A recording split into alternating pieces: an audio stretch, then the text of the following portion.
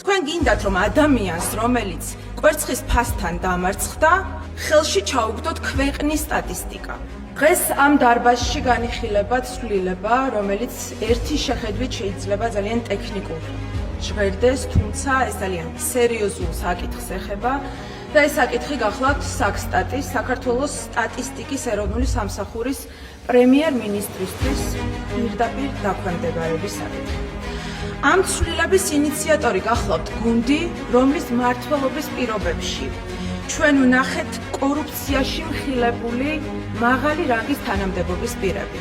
ყოფილი პრემიერ-მინისტრი, ყოფილი სუსის უფროსი, ყოფილი მინისტრები და მინისტრის მოადგილეები, ყოფილი მერები, ადამიანები, რომლებიც წლების განმავლობაში ძარცვავდნენ ჩვენს ხალხს.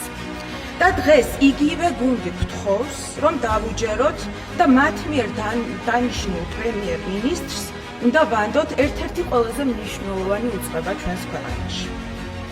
ეს არის კიდევ ერთი ძალიან მკაფიო სიგნალი, რომ ოცნების მთავარი მიზანი არ გახლავთ გამჭვირვალობა და მათი მიზანი არის ძალაუფლების კონცენტრაცია და ამას ოცნება ვეღარ მალავს. ეს არის ძალიან მკაფიო სიგნალი ამ ყველაფრის დადასტურება. საქსტატი არ არის ერთი რიგითი უწყება. საქსტატიდან საზოგადოება ცდილობს გაიგოს არსებული რეალობა ჩვენს ქვეყანაში. როგორ იზრდება ეკონომიკა, რა ხდება ფასებთან დაკავშირებით, რამდენია სიღარიბე, რამდენია უმუშევრობა, რა ხდება დემოგრაფიაში. ეს უწყება ქვეყნის თვალი და პურია. და ახლა თქვენ ამბობთ, რომ ეს ყველაფერი უნდა გადავიდეს ამ ადამიანის ქვემდებარედ, ვის მუშაობასაც შემდეგ უკვე ამ მონაცემებით ვაფასებთ. თქვენ უკვე პროპაგანდის მანქანებიც აღარ ყოფნით იმისთვის, რომ შეალამაზოთ ჩვენს ქვეყანაში არსებული ვითარება.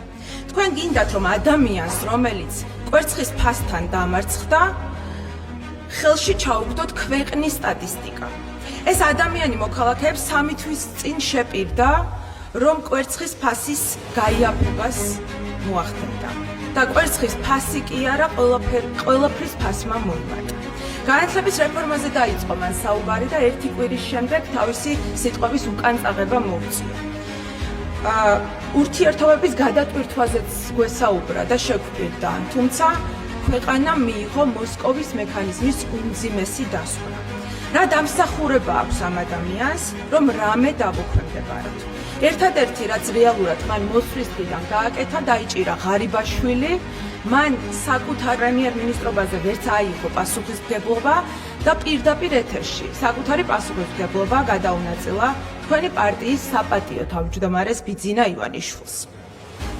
6 მილიონი კვადრატული ქართული მიწა ისე გაყიდეთ, რომ ხელშეკრულება არავის არ უნახავს. შემდეგ ეთერებში დასვით ადამიანები, რომლებიც საუბრობდნენ ამ ხელშეკრულების სარგებლის მოტანაზე ხალხისთვის, თუმცა ეს ხელშეკრულება არც ამ ადამიანებს ანახით. ყველაფერს რომ თავი დავანებოთ, ეს ცვლილება ქმნის აშკარა ინტერესთა კონფლიქტს. პრემიერ-მინისტრი დანიშნავს იმ ადამიანებს, რომლებმაც მერე უნდა შეაფასონ, რამდენად ეფექტიანია მისი მუშაობა. ანუ თვითონ ნიშნავს, თვითონ აკონტროლებს და თვითონ აფასებს. ჩვენს ქვეყანაში დამოუკიდებელი სტატისტიკის გარეშე საზოგადოება კარგავს რეალობის აღქმას, ხელისუფლებას კი ექმნება შესაძლებლობა ციფრებით შექმნას აღქმა, რომ ყველაფერი კარგად არის. მაშინ, როდესაც სიღარიბე არსად ქრება და ფასები უფრო და უფრო იმატებს.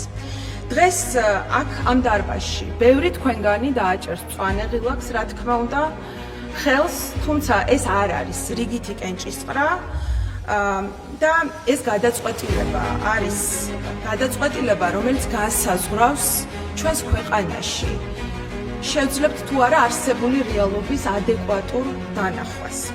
და ერთი რამ გახსოვდეთ, პასუხისმგებლობის დრო ყოველთვის დგება და ეს პასუხისმგებლობა არ იქნება მხოლოდ ერთ ადამიანზე. მადლობა.